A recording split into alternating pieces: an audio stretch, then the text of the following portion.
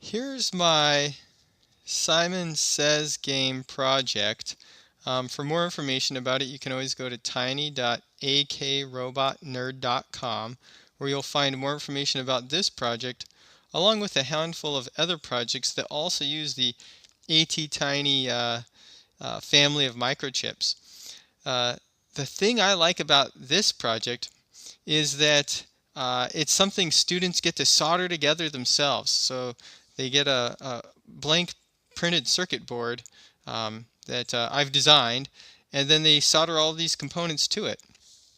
And then they also get to program the microchip. This is kind of a big deal because a lot of these kinds of learn to solder kits, they give you a pre-programmed microchip.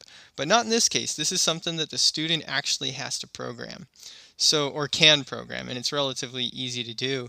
I'll create a series of video tutorials that walk students through the basic core functionality of implementing a Simon game. So, what is the Simon game? Well, for those of you who have never played the classic Simon game, uh, it works like this. I'm going to go ahead and turn it on and then explain it. Here you can see the yellow LED lights up. The game's it's going to give me a pattern, and the first color in that pattern is yellow. So I'm going to press this button to let the game know that I remembered that. And then now the pattern's yellow-blue, so I'm going to press yellow and then blue. And so as you can see, it's a memory game. And as I continue playing, it's going to get harder and harder because that sequence that I have to remember gets longer and longer.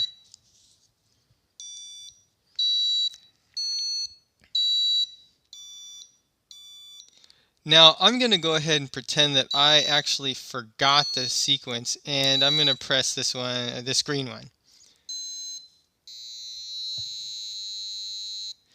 And you can see, at least in this instance, with my program, I've made it so that it plays a loser tone, and then it lights up all the LEDs. And I do that just to let the user know that it's still on, and that if they want to save their battery, they should probably turn it off.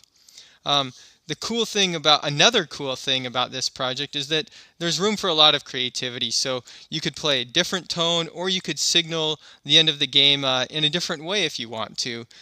You can help the user keep track of score by flashing a different pattern or playing a different sound after they get to a certain number of remembered colors in a sequence. You could make the game more difficult if you continue playing so that the patterns go by faster and faster.